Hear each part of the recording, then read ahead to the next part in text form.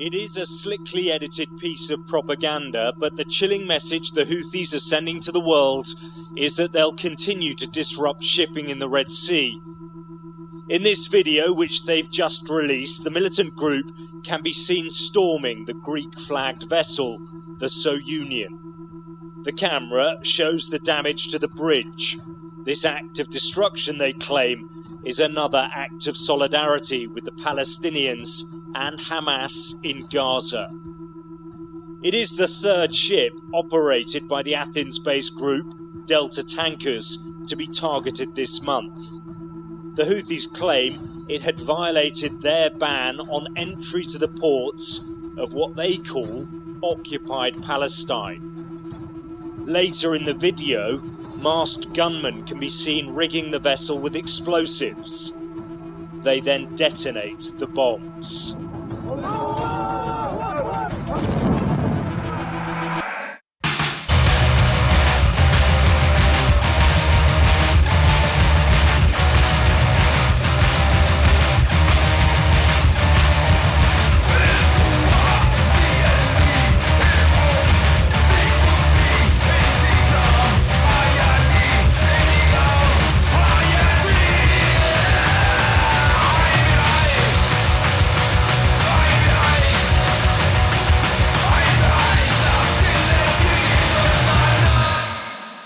Hello, dear listeners, friends, comrades, subjects, citizens, insurgents, fugitives, defectors, dissidents, even the haters and losers.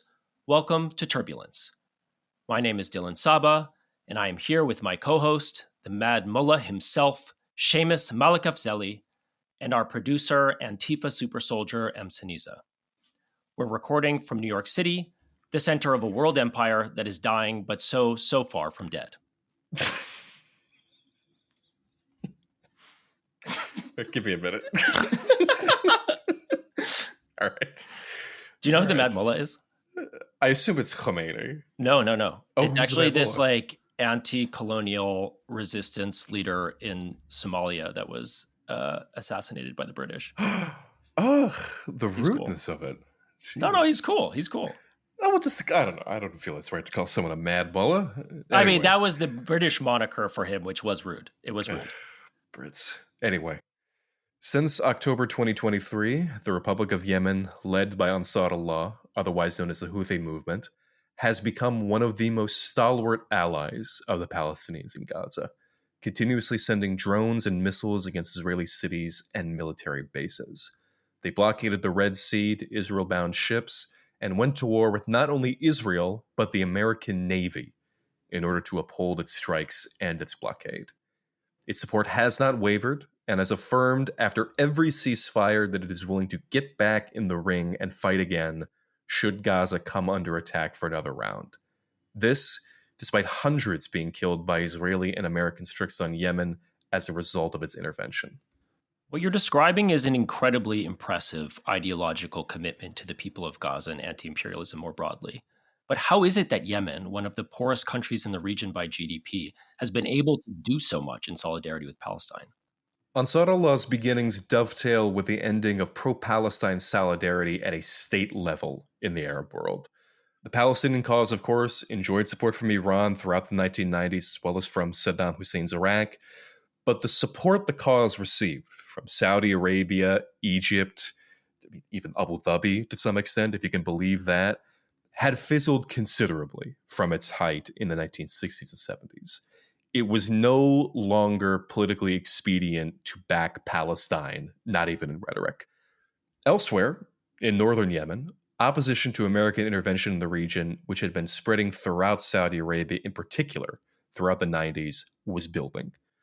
Hussein al-Houthi, a Zaidi Shia religious leader and member of the Yemeni parliament, saw the spread of Salafism from Saudi authorities as an obvious threat to Yemeni society. And the American-Saudi-Yemeni government tripartite alliance as an obvious threat to Yemen's marginalized. As the Second Intifada exploded, the Iraq War followed it, and Hussein al-Houthi was assassinated, Ansar Allah saw its mission as a wholesale rejection of the order of Western power and what it saw as the West's attempts to colonize the Middle East. From there, it continued to build its power, growing out of its territory in Saada in the far north of the country to overthrow the Yemeni government in Sana'a entirely, soon placing it at war with Saudi Arabia, the UAE, and numerous other Gulf states, including Qatar, who were terrified of the power it was building. A war that would cause untold numbers of Yemeni civilian casualties. What all of this calls to mind for me, both the history you're describing and also what we're seeing unfold today, is a concept from Leon Trotsky, uneven and combined development. Now, I want to just, as an aside, state this is not a Trotskyist podcast, I promise you, but he did have some bangers. Trotsky points out how capitalist development happens differently in different places, but exists in a single totality. Some places are industrialized, and some places remain quote unquote backwards. When we say backwards, we don't mean in a normative sense, but just with respect to capitalist development. And how this happens has to do with all kinds of factors, geography, resources, etc. But because it's all within a single world system, quote unquote backwards societies get exposure to advanced tech. They get exposure to the fruits of development that's happening elsewhere. How those transfers happen depends on what different combinations emerge. So if we think about Yemen, Yemen is obviously far less developed economically than the US and Israel, and even than the other oil-rich states on the peninsula that it's been engaging with. But the Houthis have a political alliance with Iran, in part based on shared opposition to their common enemy in Saudi Arabia and their American backers. Iran is a much bigger and more developed state with a sophisticated missile program that it shares with the Houthis. This puts Yemen in a somewhat advantageous position, what Trotsky would call the privilege of backwardness. It got access to advanced military tech, which in combination with its sophisticated use of propaganda, it's been able to use to project strength and intimidate everyone around it. But because it's not as fully integrated into the West patronage networks as surrounding states, it has less to fear in terms of sanctions. And because it's been so marginal, there hasn't been the same effort put into intelligence gathering. And now it's too late for that. As we've seen over the past many months, the US has been trying to engage in intelligence gathering over Yemen, in part for its own military campaigns and in part to share with Israel. But the Yemenis keep shooting down those drones. So I think it might be beneficial for this discussion to speak about where we were when we first heard that this blockade was being initiated. What were our perceptions of Yemen then, and what are our perceptions of them now? Dylan, what about you? I'm going to be honest. My answer is somewhat embarrassing. I think go for it, by all means. I mean, I was obviously very aware of the Houthis and their campaign and the war against Saudi Arabia. But when I heard about the blockade for the first time, I guess I just didn't quite see the vision. I didn't quite see where it was going. And I remember texting my dad at the time, and basically something to the effect of like, I don't quite get it, but this is really interesting. And of course, as the blockade continued, as the Yemeni attacks on ships continued, as the ballistic missiles and drone attacks on Israel's got underway, I saw the vision. I became convinced of its power, and really through their really quite incredible use of propaganda and media, I began to see what they were fully accomplishing. I mean, on my part, I also knew about the Houthis. I remember seeing videos of, swathes of Saudi soldiers being captured by Houthi fighters during the civil war. I was aware of the reputation that they had, but I was pretty uncertain about the effectiveness of it as well. And when I was speaking to Rune Eierhus, who is a Danish commentator who is, for those who know him, extraordinarily supportive of the Houthis, and he would say this proudly. When we were speaking about it in October 2023, when their intervention first started, he had postulated that, eventually there might be an Israeli strike against the Houthis if it got to that sort of stage. But even then, it seemed really out of the current. I couldn't visualize it. I really couldn't visualize it. But now it's exceeded all of my previous predictions. I think his and mine. I mean, just the astonishment that I felt when I heard that drone from Yemen had hit Tel Aviv last year. تمثلت في استهداف أحد الأهداف المهمة في منطقة يافا المحتلة ما يسمى إسرائيليا تل أبيب. That a hypersonic missile exploded over Tel Aviv skies. I remember seeing the alert for that and being bewildered, like, from where could it possibly have come from? And to hear that it was from Yemen it really shocked me. I never really quite forgot that shock at realizing how the technology was advancing, how quickly they kept moving, they kept finding different trying to find different routes for their drones to take, and then kept hitting on the same one until it was exhausted. I mean, it was the military doctrine that they came up with is something that I think deserves close study. My perception of Yemen's abilities has really changed over the past 2 years, for sure. And the propaganda you're talking about, I think Abdul Malik al-Houthi, the leader, has really taken precedence in the acts of resistance. I mean, he speaks to the Yemeni people every single week. He speaks for an hour and a half, articulates the situation. When I saw videos of people just recently returning to Gaza City, there were interviews that they did with TV networks in Yemen where they personally thanked Abdul Malik al-Houthi and the Houthi movement for the involvement that they had. The fact that that's possible, that Yemen was able to intervene to the degree that it did, I still don't think that I've internalized it completely. I mean, it's totally shocking.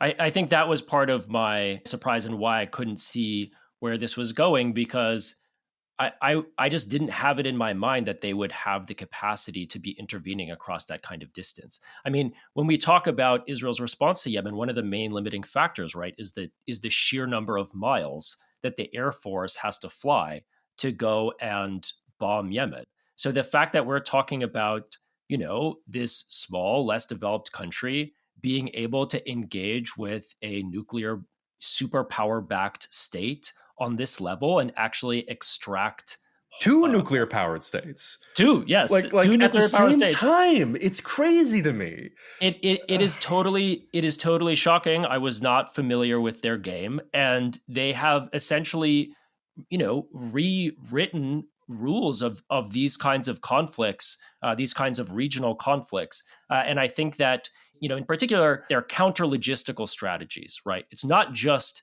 the missiles and drones being sent to Tel Aviv, right? But the way that they're able to intervene in the actual flow of international commerce is incredibly powerful in its strategy. And, I should have been able to see it. And the reason I say that is because, one thing that we talk about in this interview is the Block the Boat protest at the port of Oakland in 2014. A standoff over an Israeli ship that was trying to unload its cargo in Oakland is over. Protesters stopped it for days, but now that cargo is on the dock. The protesters are still claiming victory, however. And this is one of the first times in the U.S. solidarity movement with Palestine where grassroots activists, teamed up with dock workers to try and intervene at the point of circulation, trying to intervene to prevent an Israeli shipping company from docking at the port and engaging in military shipments to Israel. And I was at that protest. I was there in 2014. And I remember being so inspired by that type of direct action. It felt more powerful than a lot of the symbolic marches that I had taken part in up until then. And, this was during another previous Gaza war in 2014. And I remember the hope and the inspiration I took from that kind of strategy. And, obviously what's happening in Yemen is on a totally different scale. And we're talking about state actors, and we're talking about, an armed attempt to intervene into the flows of commerce. But there is something incredibly powerful, right? We are up against a system of capital and empire that is fully integrated and has spread its arms and its trade networks all over the world. And it can feel impossible. It can feel like we're up against this totally ubiquitous power structure. But there are avenues of intervention. There are opportunities to intervene into those flows and to jam up the system. And I think that that is part of what is so inspiring about what the Houthis are doing. We were very lucky to be able to speak to someone who has an astonishing level of knowledge about this subject, Dr. Laleh Khalili, which will be in the conversation to follow. But before we turn to that conversation, a reminder. This is a free episode, but we are a wholly listener-funded program. That means no ads, no sponsors. We're dependent on listeners like yourself to keep the show going. If you're able, please consider becoming a paid subscriber to support our work at turbulencepod.substack.com. If you donate $5 a month, you will get access to news roundup episodes where we will give our more candid takes on the week's headlines. You will also have access to monthly live streams and be automatically entered into our book giveaways. We hope you'll join us.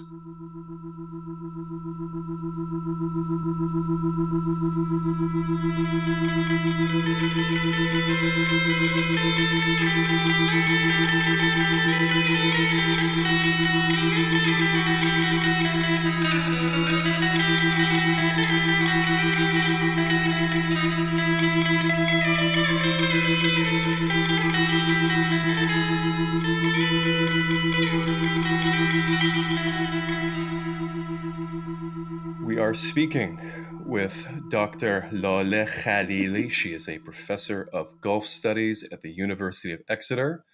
Laleh, thank you for speaking with us. I'm very happy to be speaking with you, especially as you get my name with the proper Iranian, with proper Persian cadences. I want to give people the respect that I wish they would give me. It's simple mathematics. Oh, absolutely. In any case, so when the Red Sea blockade first began and the Galaxy leader was seized, I remember that the tone, at least online, however much that's valued, was that this could cause problems, that this was quote-unquote piracy that needed to be dealt with, but that ultimately this was a fool's venture on the part of the Houthis. This would place no thumb on the scale, it would affect no outcome, but clearly, over the last 2 years, where the Yemenis have not only gone to war with Israel, but have gone to war with the United States, that's proven, frankly, untrue.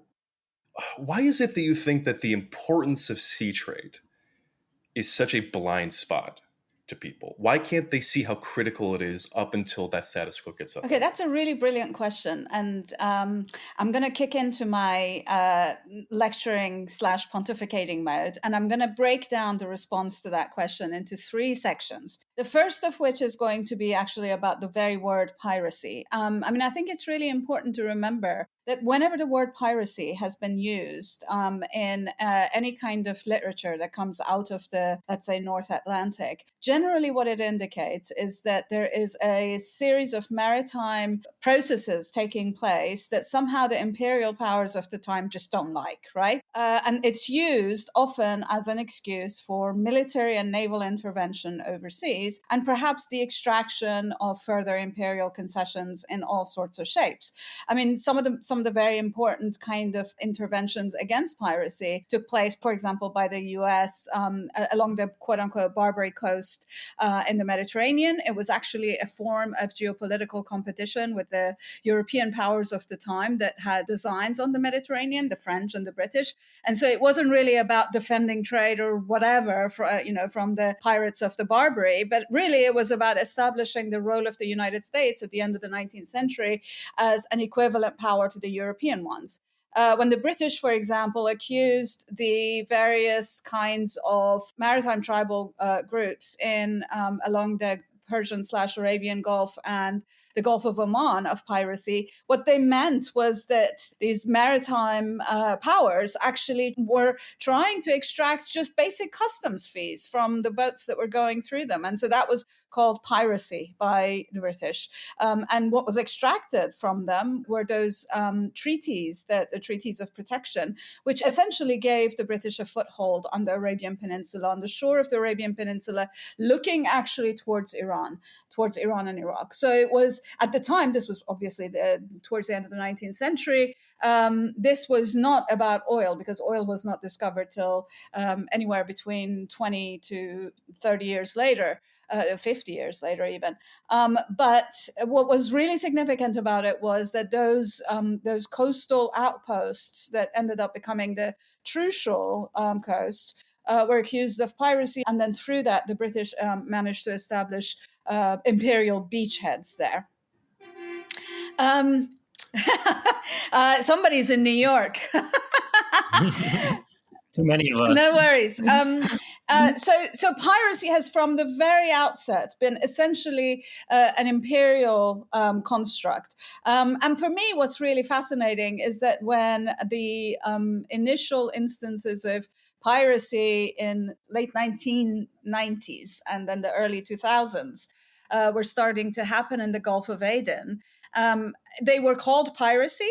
And then the War on Terror happens, and there's a conflation made between piracy and terrorism. So basically, piracy is a terminology that is often used. I have to say this.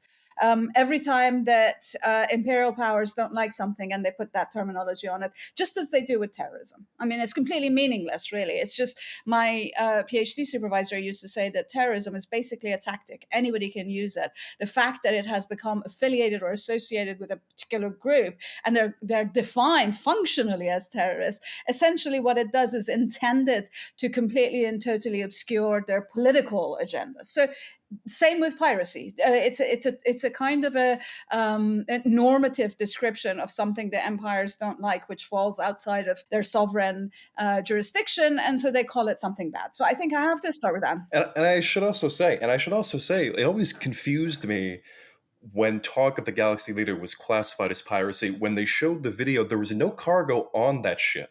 It was an almost entirely empty ship. And then when the Houthis, when they took over oil tankers or ships full of fertilizer, they didn't want the oil. They didn't want the fertilizer. It was detonated. The point was to send a political message, but that always seemed to fly out of the discourse. The fact is that I think in the vernacular, piracy is conflated with looting or privateering, which is actually what the imperial powers did. But in the real world, the piratical powers are very often actually not really about stealing the cargo. I mean, okay, the Gulf of Aden and some of that Somali piracy is to be accepted, but also this is a complete aside, but I think it's also important to note that the people that were benefiting from those Somali piracy instances were not people sitting on the coast of Puntland or whatever. It was people sitting in either Nairobi or in Dubai who actually paid for extremely expensive skiffs and helicopters for these people to go out there and rob cargo.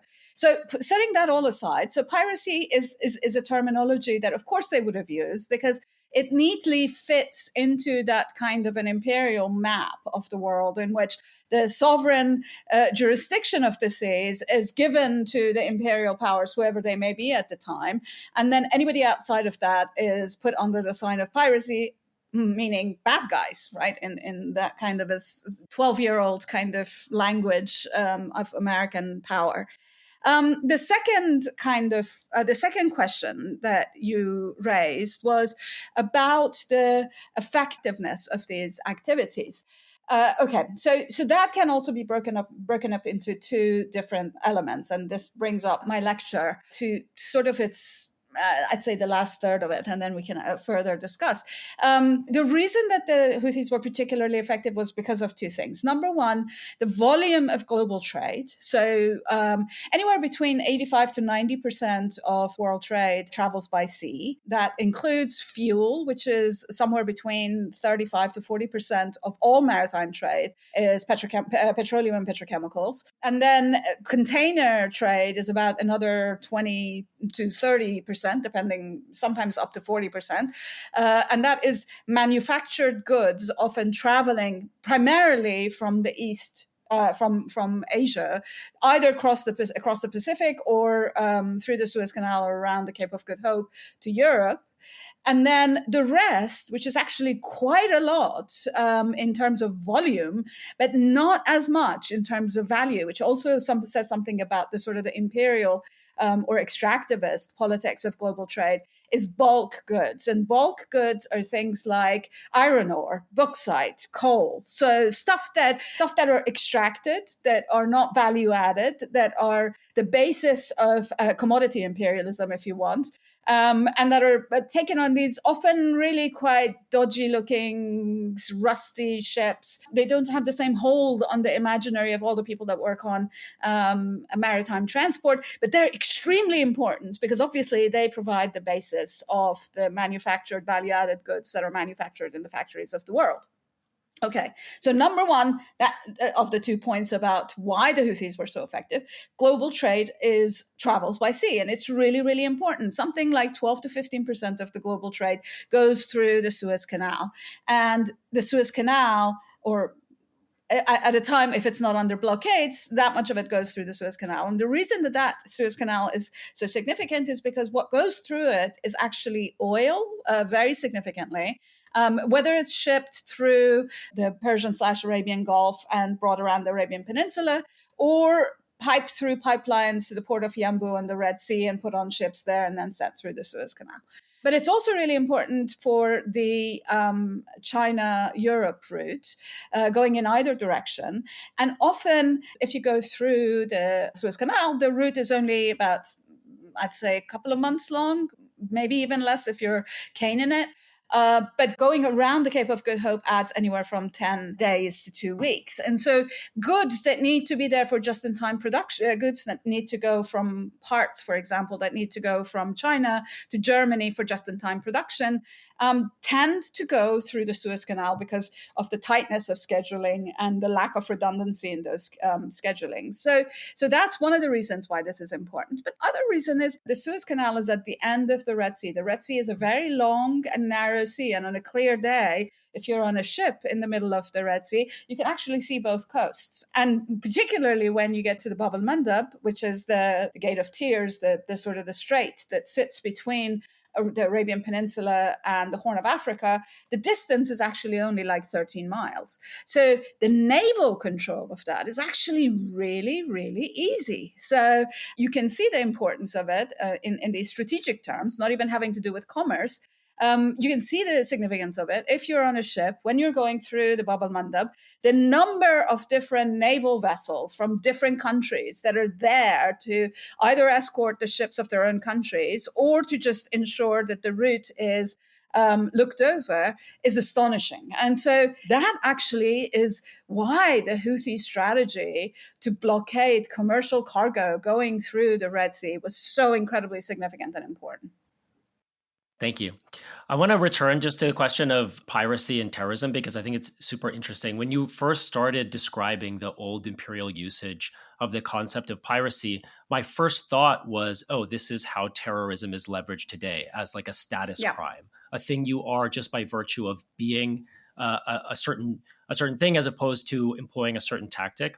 But one thing I noticed, and kind of returning to Seamus's original point about the reaction to this, is that the thing about terrorism and the concept and how it's leveraged is it is inherently tied to political demands. Even in its, like, we can say that, terrorism doesn't really have a meaningful definition, but insofar as it does have a definition, it's connected to political demands. And one thing to me that was notable about the media response in the West to the actions of the Houthis was an attempt to depoliticize their actions. And there was this kind of faux confusion about, well, what do they even really want? And the threat, right, is not so much framed as a threat to Israel per se, but a threat to, as Seamus said, freedom of navigation, this kind of ambiguous concept that is in fact depoliticized. And so I think it's interesting that we see piracy then come back, this older type of colonial obfuscation in parallel with the concept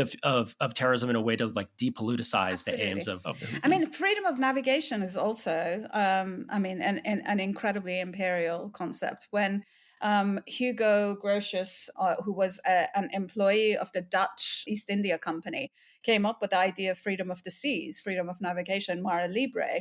It was precisely in order initially for the Dutch to be able to compete against the Portuguese, who they were displacing in the Indian Ocean in the process of colonization of those areas. But it was also to give the Dutch ships the ability to go into any port that they wanted to, heedless of what the rulers in those ports or the people in those ports might have wanted from an incoming ship from Europe, which obviously had incredibly malign kind of intents. And so any attempt at bringing local or regional kind of norms to bear on the movement of these ships was seen as an imposition on imperial movements. And so you end up having Grotius, who's talked about as the father of international law, which also tells you something about the sort of the basis and the histories of international law, coming up with the idea of mare libre, which essentially means whoever has the biggest guns will be able to have the freedom of navigation. That's why when people say, the British were the empire of free trade, and the freedom of the seas, it's like, wow, they protected freedom of bullshit. The only reason that they were the empire of free trade or the empire of, that protected the freedom of the seas was because they were the dominant naval power of the time. And so everything about that dominance had to be protected, because if it weren't, then they would lose their ability to colonize in all sorts of places. I think an interesting point about this that I write in my book about shipping in the Arabian Peninsula, which is fascinating, is I went back and read tons of negotiations between the 1950s and 1980s as countries in the global south were, in the tricontinents, were decolonizing. These negotiations about how to define countries' national waters, so sovereign waters, the length of the distance from the shore that could be defined as solely theirs and under their jurisdiction, and then where international waters began. And it was fascinating to see that both the past and current naval powers, imperial naval powers, i.e. the Dutch, the British, and the Americans, wanted the international waters to only begin at 3 miles from the shore, whereas the newly decolonizing states wanted to be able to have further jurisdiction over the waters of their shore out to 12 miles. And of course, the imperial powers won. And so there's the idea that somehow the ocean is this kind of a lawless place. It's like a global sovereign space, blah, blah, blah, blah. But ultimately, it really, like everything else, the extent to which you have access to these spaces, the extent to which you can navigate these spaces, regardless of what international law guarantees you, is what sorts of guns you can muster, which we can also see, for example, on the coast of Gaza and the coast of Palestine, where endless negotiations and international law and blah, and blah, and blah may give the Palestinians the right to go out to sea, out to 3 miles to do fishing, that it gives them the exclusive economic control out to 12 miles. And yet Israel is issuing licenses for BP to exploit Gaza's gas reserves. And if the fishermen even choose to go out by 1 or 2 steps out into the sea, they're shot at by Israeli naval vessels. And so it's, in a way, again, that freedom of the seas is really freedom for whoever has the biggest cannons or the biggest navy. I'm also hearing about this, and I'm thinking about whenever the IDF will strike ports in Syria, which is far outside of its territorial control, the justification that is provided by the IDF in these statements is that it is interfering with Israeli freedom of navigation, even though these aren't even nowhere close to Israeli borders. Freedom of navigation has been a cornerstone of civilization since time immemorial. It underpins our prosperity and our security. And it is a founding principle of the international rules-based system. Since October the 19th, the Houthis, supplied and aided by Iran, have been infringing on those fundamental freedoms by attacking international commercial vessels in the Red Sea and in the Gulf of Aden. And something that really startled me. When Biden first started bombarding Yemen in January 2024, I think back to these justifications that were provided for American interventions in the past, in Afghanistan and Iraq. What is the sort of Heidi justifications given? Stopping extermination, overthrowing authoritarian regimes, bringing freedom. But in that statement, it was primarily about maintaining freedom of navigation and particularly maintaining the supply chain. I have the statement in front of me right here, and I'll read from it directly. Quote, more than 2,000 ships have been forced to divert thousands of miles to avoid the Red Sea, which can cause weeks of delays in product shipping times, unquote.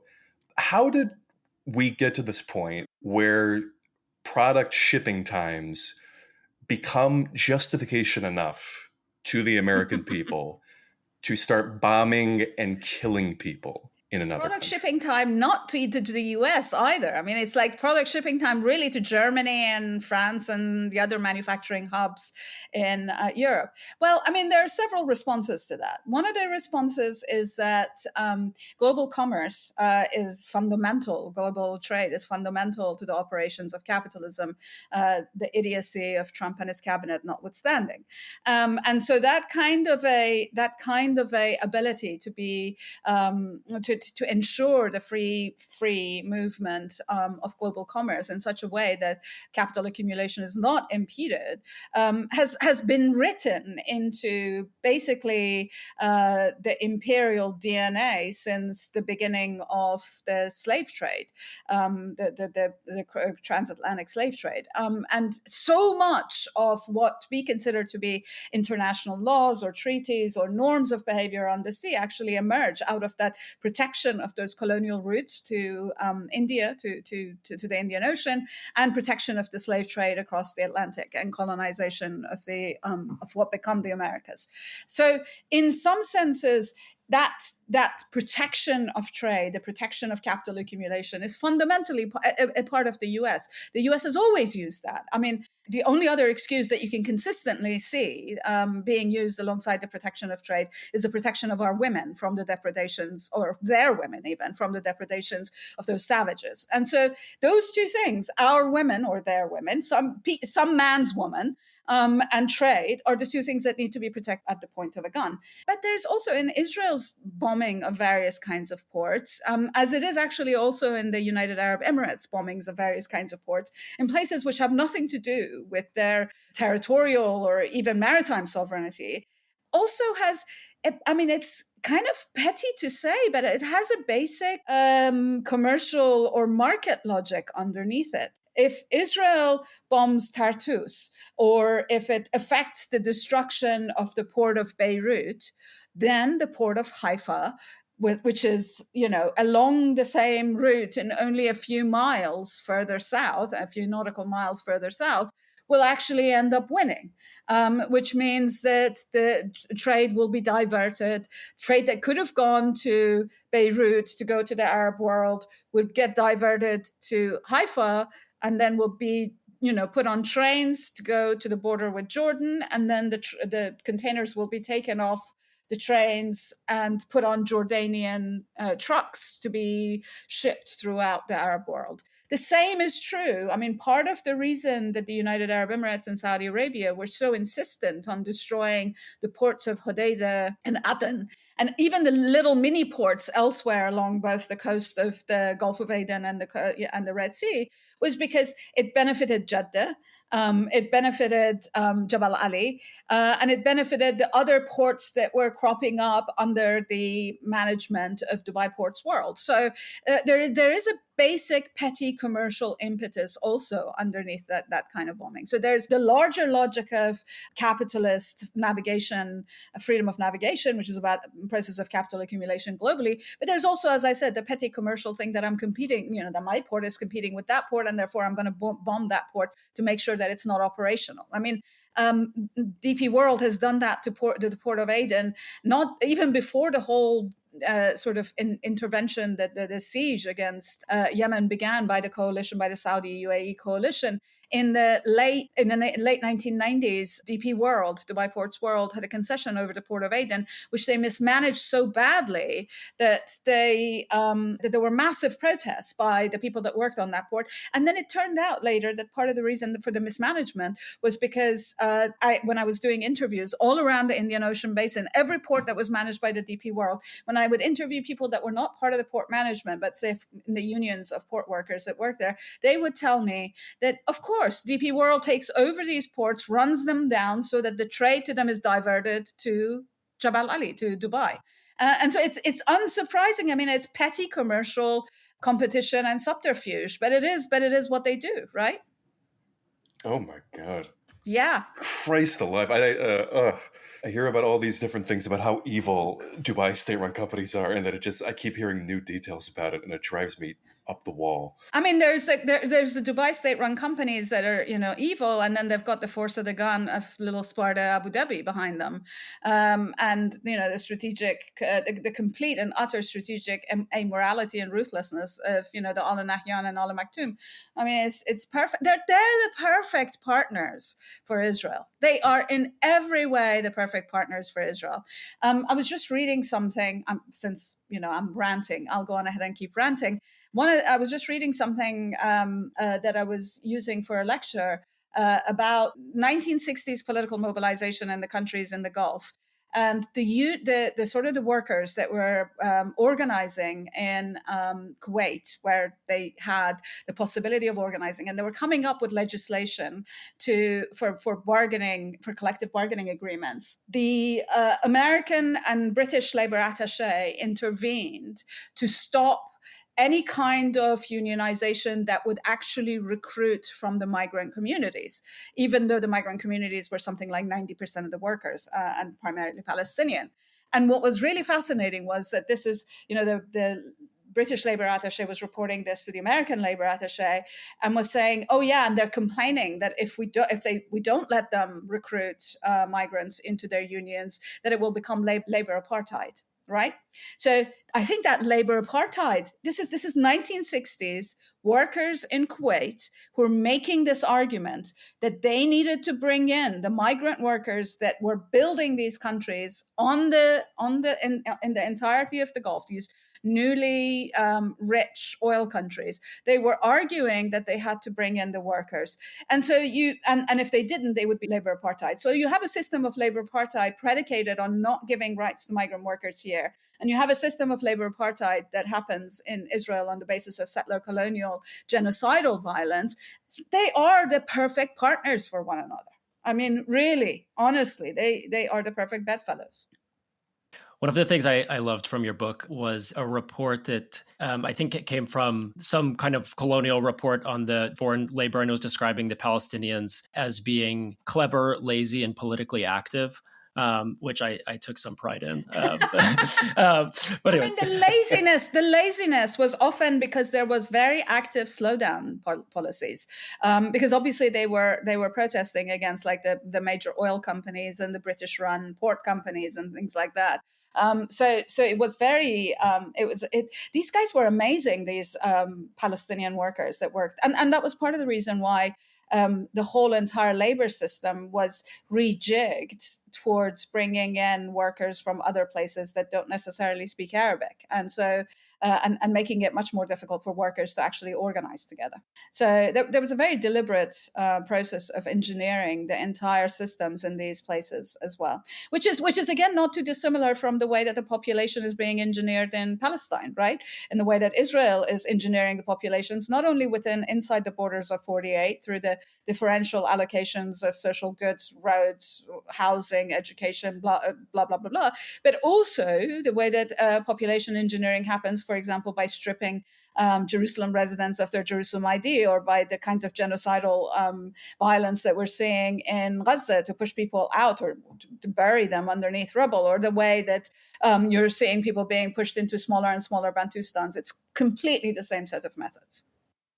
One of the things I found most fascinating about your book, and it feels really essential to understanding the politics of the Arabian Peninsula, is the integration of these commercial logics with the military logics, right? So you've been talking about forcing open trade routes or trade relationships at the barrel of a gun, but also there's, a ton of documentation of how strategic development and the use of, the circulation of certain commodities is used by imperial powers to achieve their geopolitical objectives.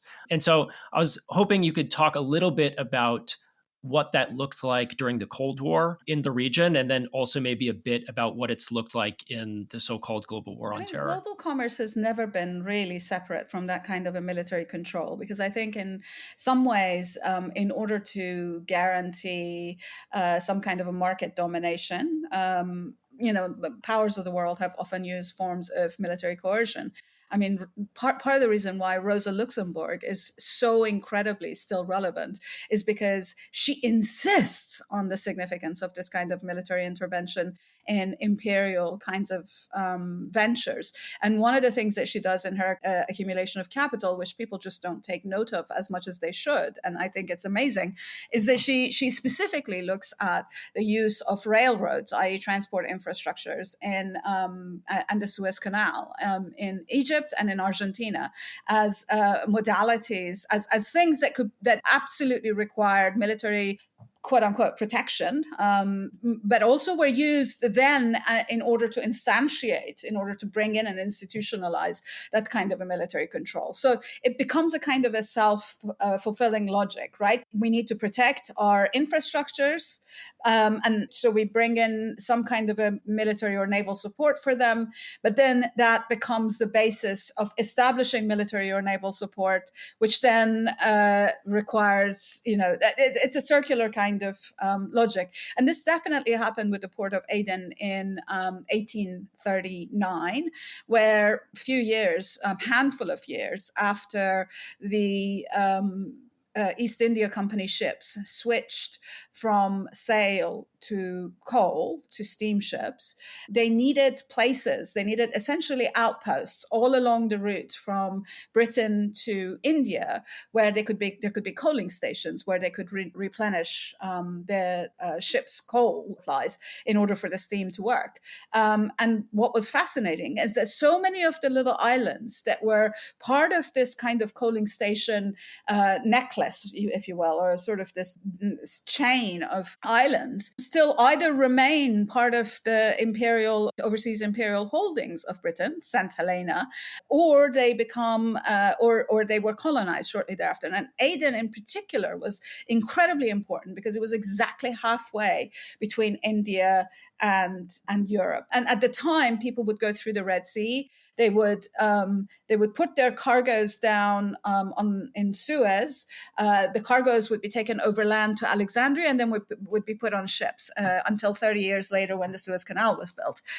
So it was still halfway point. And so it was really important for shipping to be able to have coal. And so in order for Aden to become a coaling station, it had to be colonized. Of course, once you establish an outpost there, you have to bring more coal into it. You have to have, sort of an entire infrastructure of rule around it. And so it's a self-reinforcing logic. And that self-reinforcing logic has continued. It has continued with U.S. imperial power.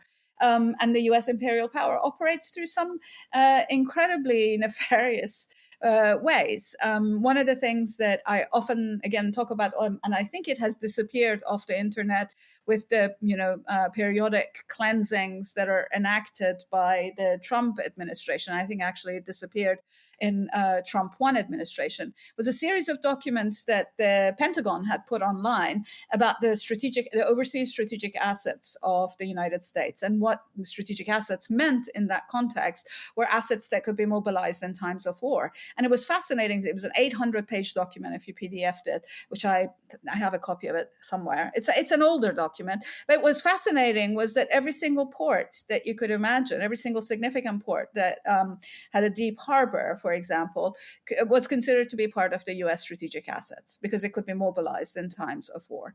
Maersk the big shipping company with that kind of a specific color blue, very familiar to most people, is the company that the US often goes to in order to charter their ships to send military goods overseas. In fact, in the recent, during the recent genocide, the last 2 years, Maersk ships have been used by the US to not only send armament, but also to send fuel. And so there's been a movement both in the US and in Europe called Mask Off Maersk, which has a lot of younger Palestinian people have organized this movement, which has been to look at and trace the roots of Maersk ships. Because on the one hand, there's this, nice little Danish, company until Ozempic came along, often competing with Lego to be the number one source of GDP in the country, like really cute, cuddly, whatever, nice little blue. But it's actually, a major element of the US war machine overseas. And this kind of a fungibility between what is a commercial asset, so a shipping company, a port, etc., and what is actually a strategic military or naval asset has been a characteristic of European empire, and very actually unique in some ways to the sort of the North Atlantic empires in ways that you don't really see before that to the same extent. And they've learned from one another. The Dutch learned from the Portuguese, and the British learned from the Dutch, and of course the US learned from the British. And so in some ways that kind of a interwoven logic of commerce and militarism continues even today. One becomes the justification for the other.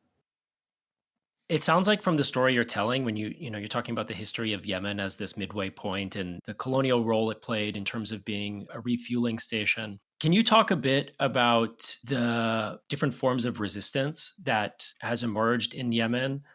In terms of the dock workers, and whether you see that as a kind of precursor to the role that the Houthis are playing today? I think when people think about Yemen, they often look at these metrics that like the CIA puts out, like the poorest Arab country, blah, blah, blah, which actually some of us on the left also use. Like, oh my God, the poorest Arab country is the only one defending Palestinians.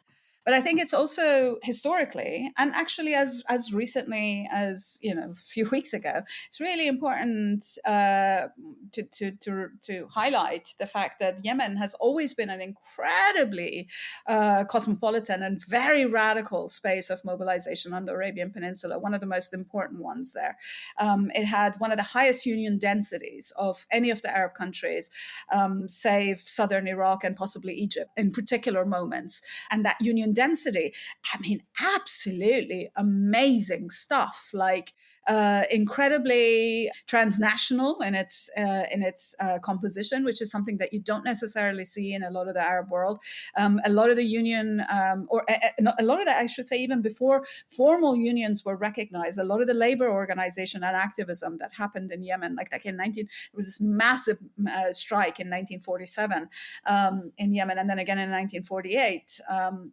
And these were led not just by people from Aden or from the hinterlands of Aden in Yemen in the mountains or Hadramaut or whatever, but also Somalis and South Asians that actually lived in what we consider now to be Yemen.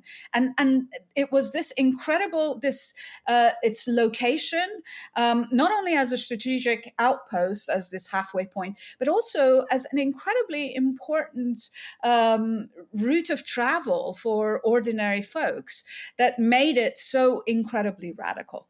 And so you have, as I said, even before formal unions were recognized, sometime in the 1950s, you had these massive, incredible strikes. And a lot of Yemenis would travel elsewhere to do work. And so the archives, for example, the British archives, are full of notations of Yemenis being expelled from Bahrain or from Kuwait by the British authorities because they were organizing or they were passing around communist documentation, communist samizdat stuff. This is in the 1930s and 40s.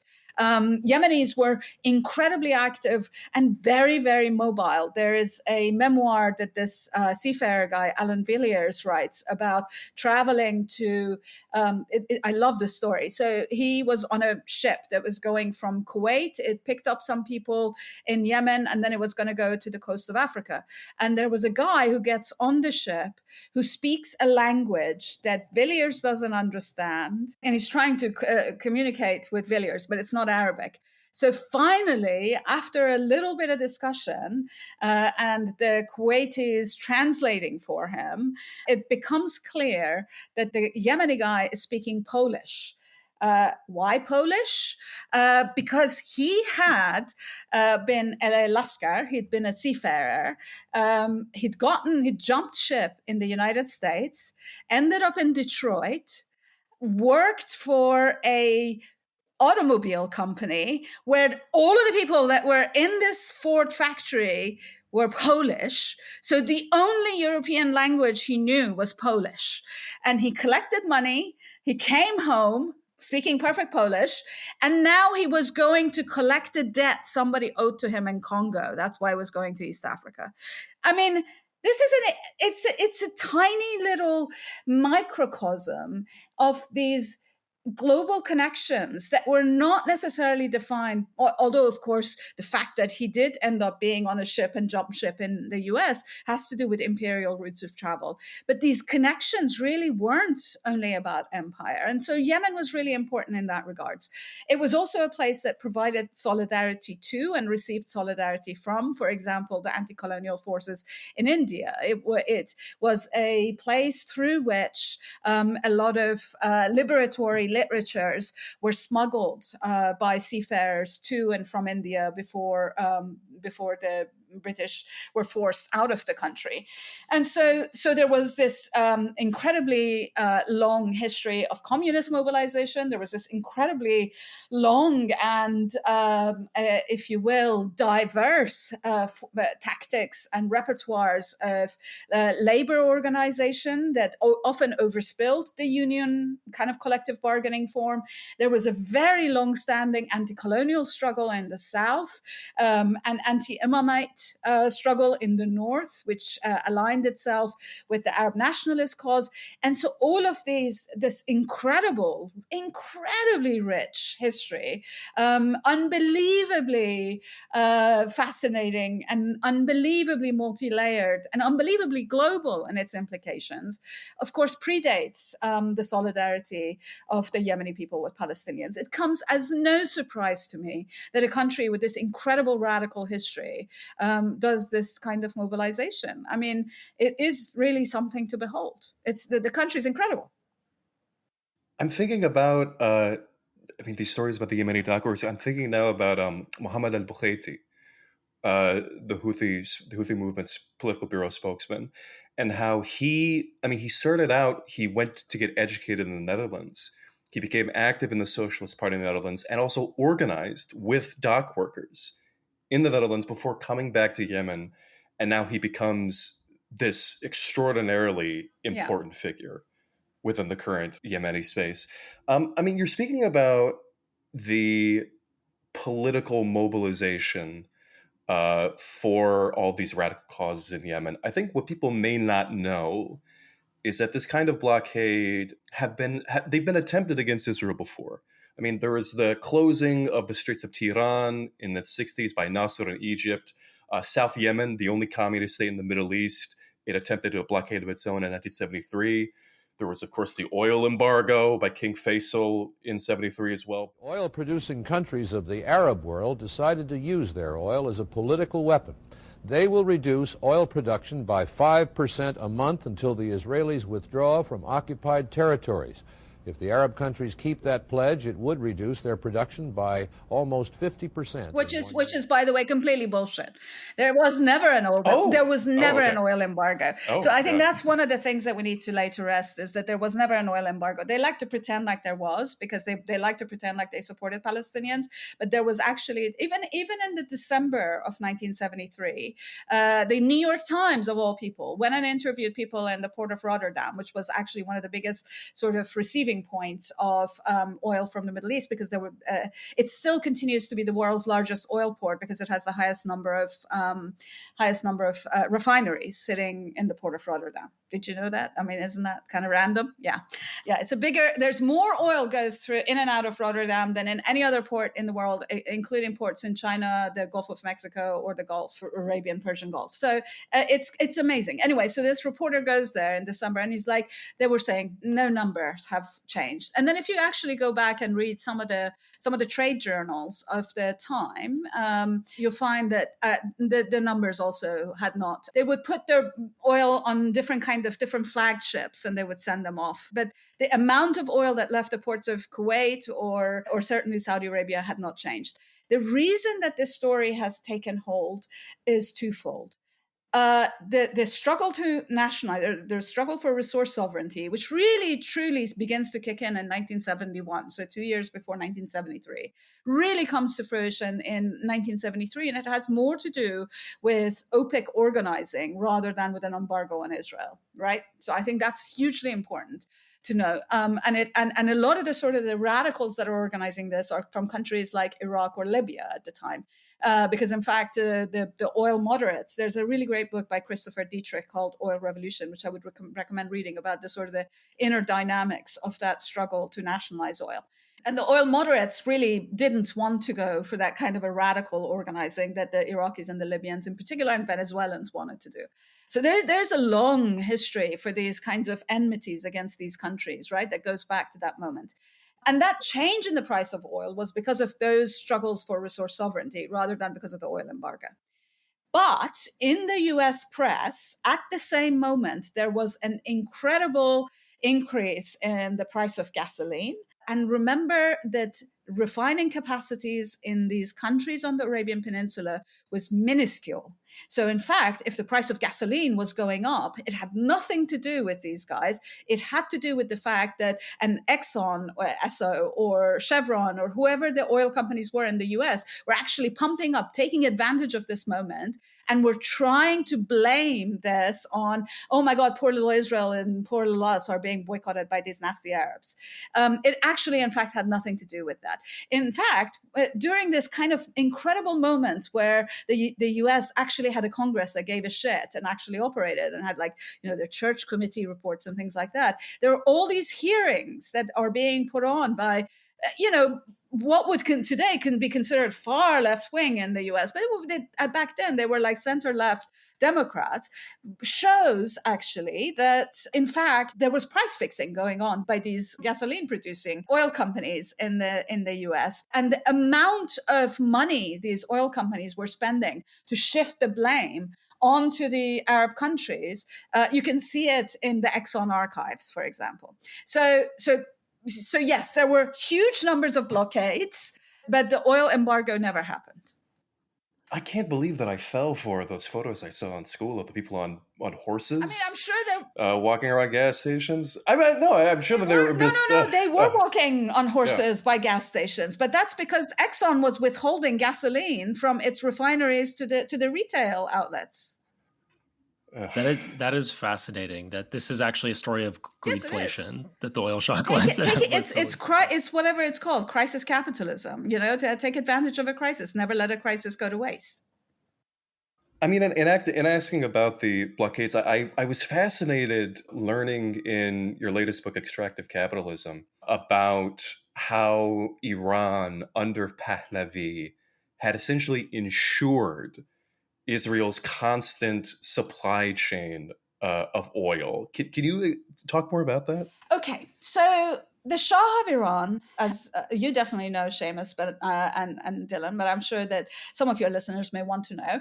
Iran was the first country in the Middle East to try to nationalize its oil in 1951. Mexico had done so in 1938. Russia, Soviet Union, had done that with Azeri oil in 1919. And in the wake of the Azeri and Mexican oil nationalization, there had been a whole series of investor protection of foreign whatever investment, blah, blah, blah, kind of provisions put into quote unquote international law in order to protect the investors against nationalizing regimes. And so when the Mossadegh was the Iranian prime minister and he was nationalist, he was this kind of a mild-mannered guy, and he tried to negotiate for a better deal with the Anglo-Iranian oil company, which later became British Petroleum, now BP. He tried to negotiate a better deal so that Iran received more of the income from the oil that was coming out of its ground from the Anglo-Iranian, which was 51% owned by the British government. Abadan, the world's largest oil refinery, which British enterprise and money built, may pass out of British control if Persia carries out the vote for nationalization passed by their parliament. Successive governments in Persia have cooperated with the British. Let us hope that the Persians will not allow themselves to be intimidated by fanatics into a rash act which will lead to disaster for both countries. And when they were incredibly intransigent about this, Mossadegh decided to nationalize the oil in 1951. For 2 years, Iran was boycotted by all of the oil companies. Any ships, including a ship owned by Eni, the Italians, which they were really interesting, independent, kind of a thorn in the side of the majors, tried to lift some oil from Abadan during this period of nationalization. And they were forced into the British-held port of Aden. So essentially their ship was arrested by the British because nobody was going to countenance, oh my God, Iranian oil was nationalized. And so there was a coup in 1953 with the CIA and the MI6, ensuring that the Shah could return and put in place a much less democratic, a much more authoritarian state, and revoke this nationalization agreement. And so what happens, of course, is because of the US involvement in the coup d'etat, the National Iranian Oil Company doesn't revert back entirely to Anglo-Iranian, or to, by then it was called British Petroleum, but rather to a consortium. And that consortium included US oil companies, a smaller percentage for BP, and I believe what becomes Total later on, the French oil company. And so the Shah is beholden for his throne to the Americans. And as part of this, he was also a racist prick, basically. Part of the whole kind of an Iranianist, Persianist thing that his father started was to distinguish Iran from the Arab states. Part of the reason that Reza Pahlavi's father wanted this distinction was because he was trying to sort of protect Iran's borders from, I hate the word ethnic, but let's say from minority-led kind of secessionist movements.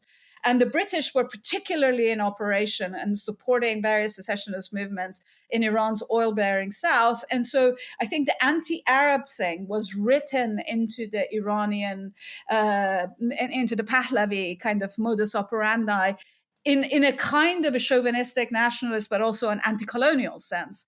Shah Mohammad Reza Pahlavi is not an Arab. He makes a point of calling himself Aryan. And unlike the Arabs, he will sell oil to anyone if the price is right. And so the Shah of Iran kind of takes this anti-Arab racism and dials it up. And one of the things that he does, and this is like a boon to the Israelis, because of course the Israelis also have in their early first 2030, actually even until now, had this plan to make alliances with minority communities. So for example, the fascist Maronites up in Lebanon, the Druze actually inside the borders of 48, the Copts in Egypt, they had a kind of a desire to have this relationship with the non-Arabs in the region. So, of course, they had a formal relationship with Turkey from the outset. Israeli construction companies helped build the Incirlik base, which was the U.S. Still is one of the most major U.S. strategic bases in the Middle East in Turkey. Israeli construction company Solel Baneh, which built Incirlik, was also involved in the construction of a bunch of Anglo-Iranian oil company stuff before 1953. So Israel and Iran under Pahlavi really ended up becoming best buddies. In fact, one of the things that I discovered, which kind of blew my mind was that between 1948 and 1979, every single Israeli prime minister, with the exception of Moshe Sharet, who was only in power for 1 year, visited Iran secretly. Every single one of them. Ben Gurion, Begin, Rabin, Golda Meir, you name it. They all visited Iran. They secretly visited Iran. And part of it was because they wanted access to Iranian energy. Okay, so this ended up becoming part of the U.S. U.S. had it never really mentioned Israel in its plans, at least not until the 1980s. It had a twin pillar policy, for example, under Nixon, which the twin pillars were Iran and Saudi Arabia, the two big clients, and it was really structured around oil. But in fact, it's also, Israel was an incredibly significant foothold for the United States, strategic foothold for the United States on the Mediterranean. And so it ensured that there was going to be an oil relationship between Iran and Israel. And the way that it was going to work was that Iranians were going to ship oil under Iran flagships into the port of Aqaba.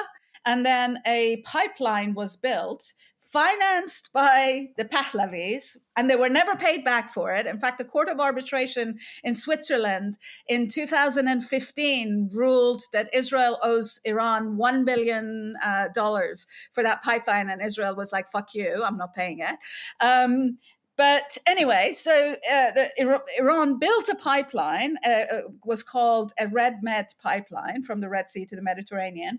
It went to Ashkelon and to Haifa. Some of the oil went to Haifa, to the Haifa refinery, which was at the time the largest refinery in Israel, and which was actually hit by Houthis and disabled for a time. Yay. And then some of it went to Ashkelon and got onto ships as crude and was sent to Europe. And that relationship persisted even after nationalization.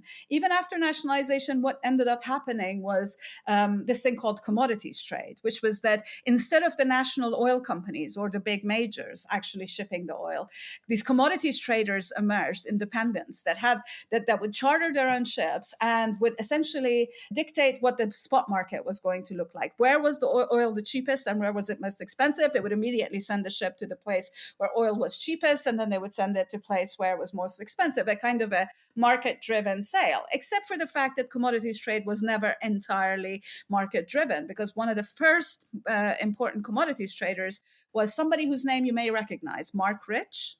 Do you remember Mark Rich, who Clinton pardoned at the behest of the Israelis?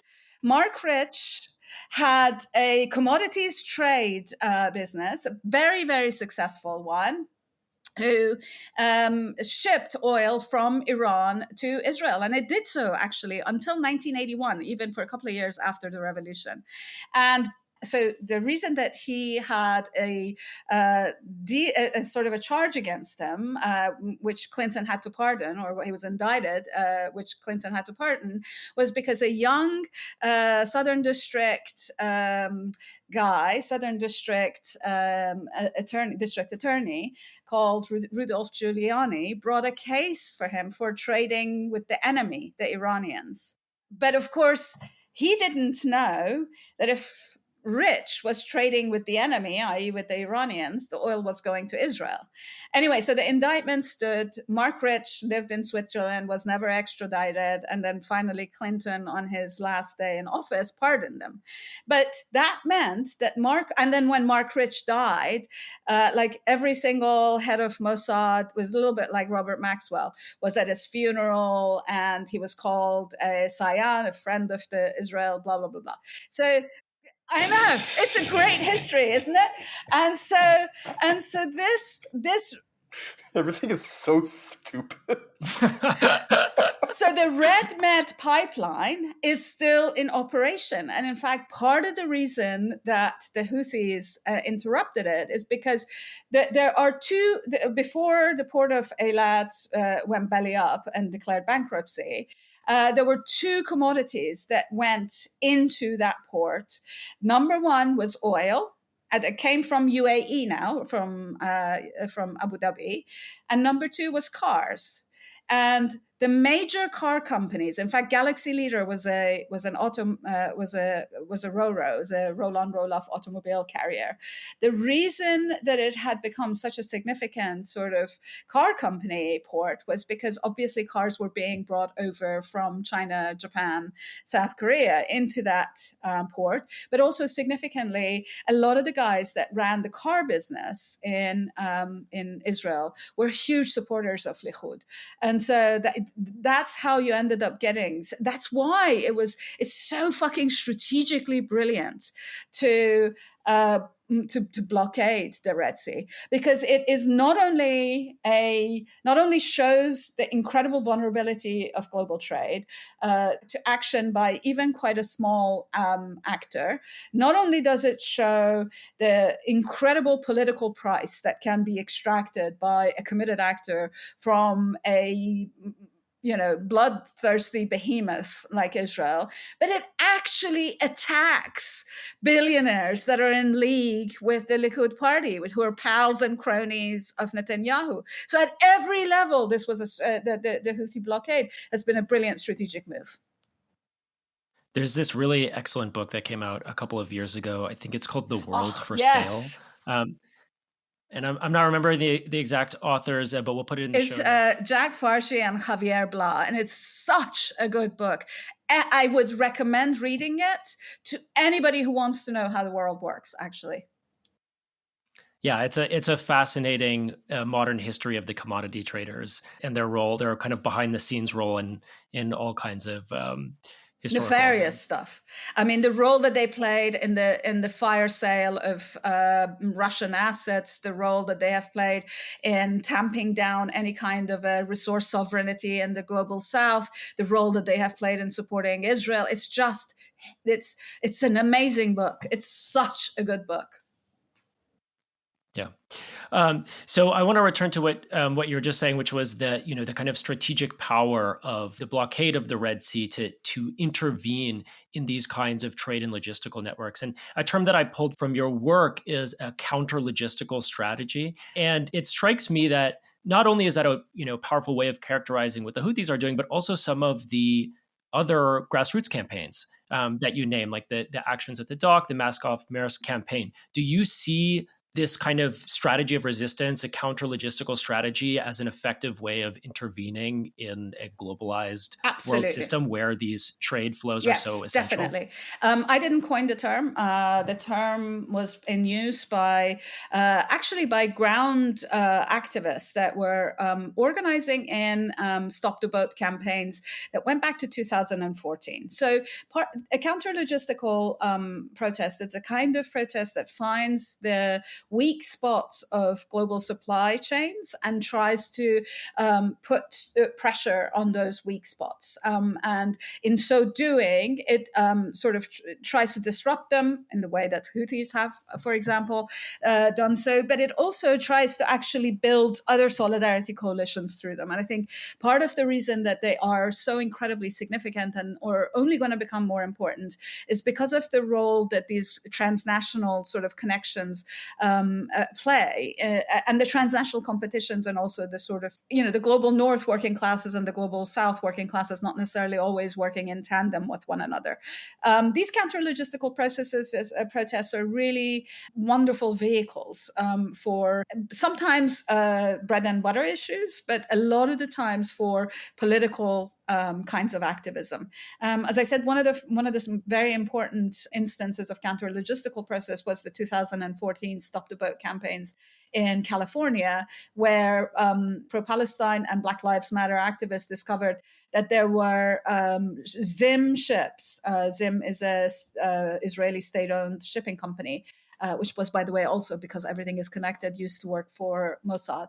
But anyway, Zim ships were carrying used weaponry from Israel to police forces in the US. And this was in the wake of the 2015 Ferguson revolt.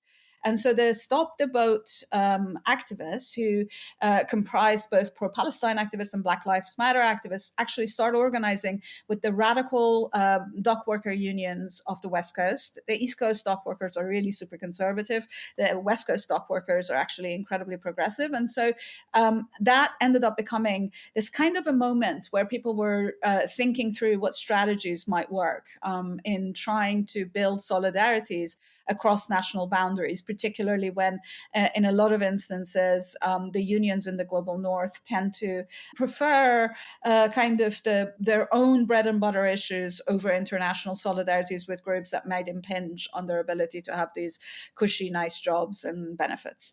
But this was an instance where solidarity was being built. So it was really quite important. It emerged again in the wake of the 2020 George Floyd revolt. So this was important. But there was also a longer history to these kinds of counter-logistical struggles. I mean, if you recall, the dock workers in South Africa, for example, refused dock workers actually in Europe refused to unload goods from apartheid South Africa. And then after the end of apartheid, dock workers in South Africa refused to unload goods from Israel.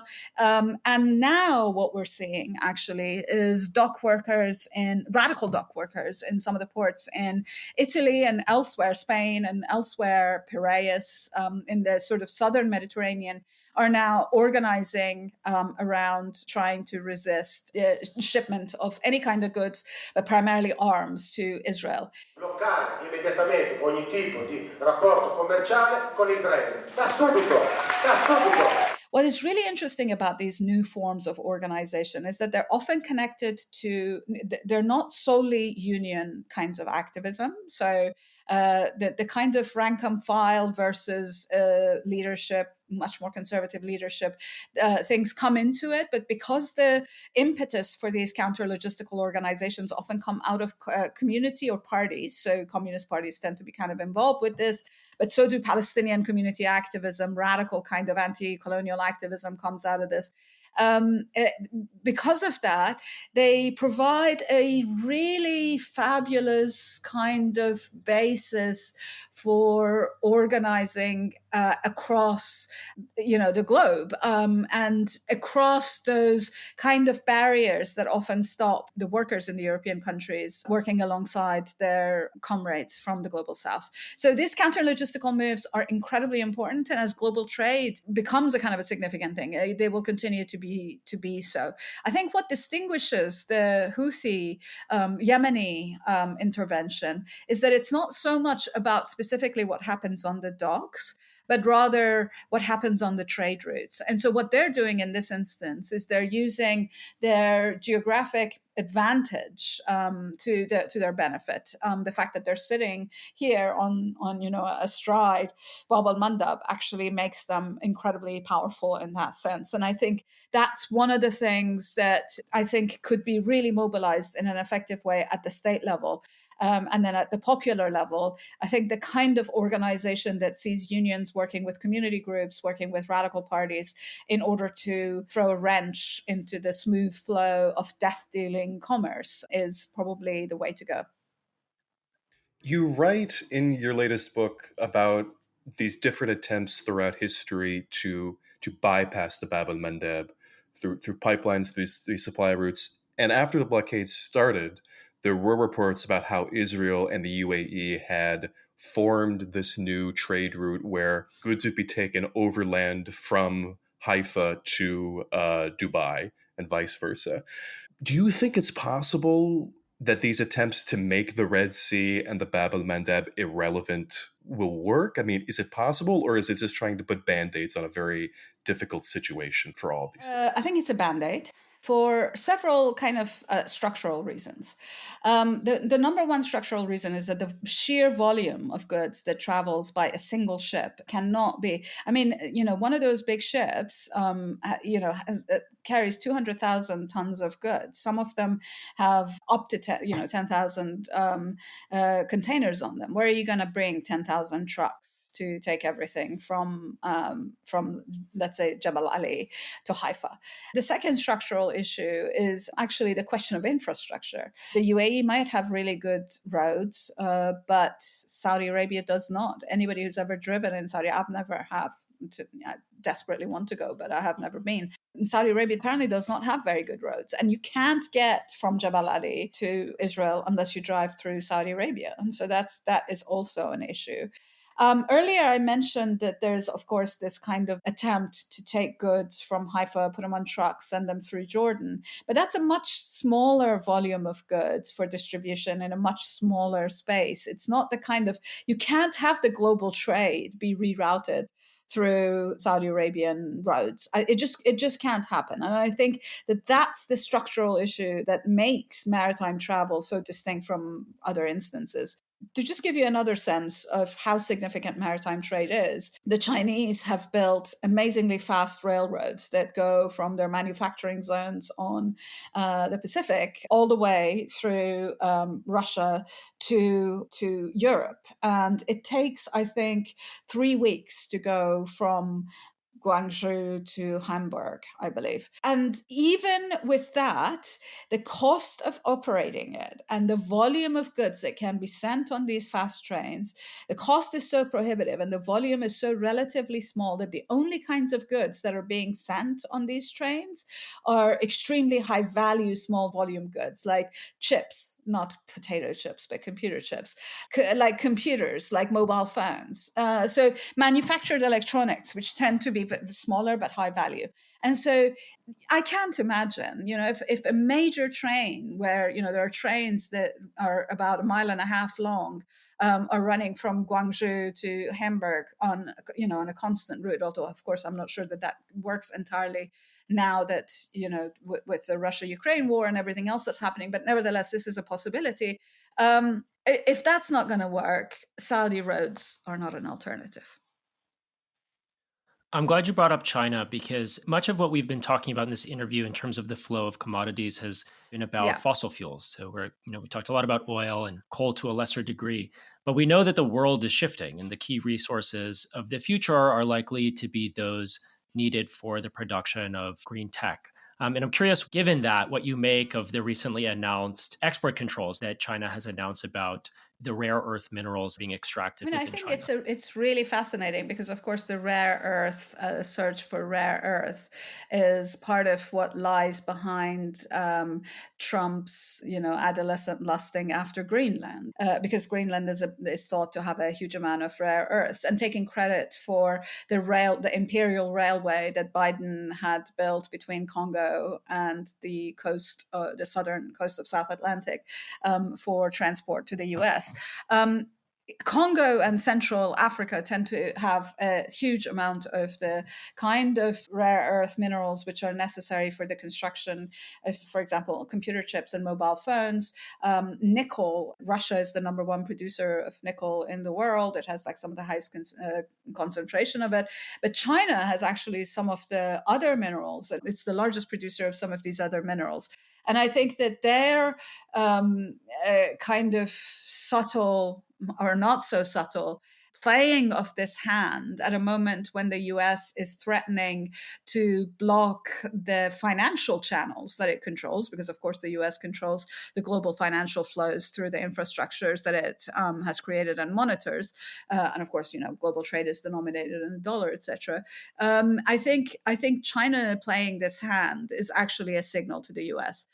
In particular, because of the way that the US is foregrounding the production of computer chips and this kind of a AI hoax into its economy. I think I saw somewhere that without the AI bubble, the US GDP growth would have been 0.1% or something. And so the AI bubble is actually what is allowing the US to claim some kind of growing economy where actually it is not. And I think China putting the kibosh on the free flow of these goods sends a message actually to the US, not only to sort of the Trump government, who likes to think that it's I don't know, it's good at the art of the deal. In fact, they're being outplayed here at the table. But also, importantly, it sends a message, I think, to the commercial actors in the United States who do have quite a lot of pull with Trump about who's the boss. So I think it's an interesting move. I don't want to get into too large of a topic here because I have a feeling this could become a much larger thing.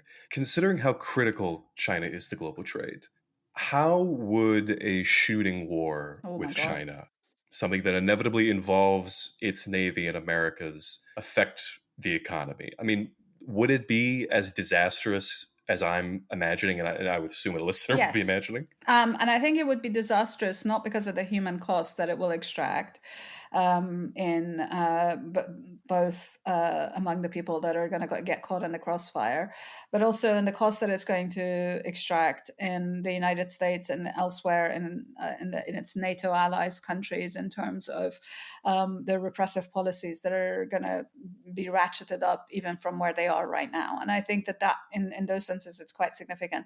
But economically, it's going to be catastrophic because I think what it's going to, or at least catastrophic in the short term, because I think what it is going to do is it's going to unravel the entire system of economy that was built after the Second World War. And in the short term, the unraveling of that system will probably translate into I think uncharted territories. And although one can say that it will also lead to the dismantling of that kind of a capitalist consensus, until some other consensus is found, I think that the human cost of that, in terms of the people that are going to die from hunger or lack of access to goods, or from inflation, or from lack of access to medicines, or whatever, is going to be huge. In the larger sense, I think we are headed towards some kind of a collision. I think the feeling I'm 57 years old, and in my whole life I have never felt the intensity that we are hurtling towards an incredibly catastrophic unknown. And I don't know what that's going to be. I don't know if this is how people felt in 1939. But I think what's going to happen in the short term is going to be disastrous. It's all I can say. I wanted to finish out by asking about something that's a little bit, I suppose, more neutral in its outlook. It could go either way. This model that has been pioneered by Yemen of constructing a naval blockade from very limited resources, do you think it will be applied by groups elsewhere in the future, or is the effectiveness of this campaign something unique to the qualities of the Houthi movement and the groundwork that is laid by Yemen history? I don't want to ascribe any inherent qualities to any people, but I saw the massive mobilization that happened in Yemen behind this blockade. The countless videos that I saw after airstrikes in which they affirmed that they would never end this blockade, that they would continue striking against Israel. Is that something that isn't replicable in other societies? I have two responses to that are diametrically opposed, and that's because the real response is I don't know. One response is to say that yes, these are what you're saying is it's not anything essential to the Yemeni character or culture, but it is a result of decades, perhaps closer to a century, of organizing and mobilizing in various forms, and of a history of having been on the sharp end of the violence of the empire and its regional allies, which has made the Yemenis so incredibly radical. It's also their strategic advantage of sitting on the Bab el-Mandab, which makes them unique. So that answer is I don't know if it's going to happen elsewhere. But the second answer comes from having grown up in Iran during the revolution, and that is that when the revolution happened, nobody expected it to happen. Until it was finished, nobody expected it. And so until it succeeded in overthrowing the Pahlavi regime, nobody imagined it. It was unimaginable. It was an unimaginable revolution. And I think that is one of the characteristics of revolutionary transformation, is that often we don't anticipate all of the factors that go into it. all knowledge is retrospective. And I think that in that sense, the answer is yes, it can be replicated. So as you can see, I'm doing a dialectical response. I'm saying a no and a yes, and you can decide which direction you want to go or what the synthesis of that dialectical response will be. Perfect. Thank you so much, Dr. Khalili. Laleh, please. Laleh, sorry. I want to give some amount of respect. Thank you. Anyway, thank you so much for the information that you have dispensed here, and we hope to speak with you again.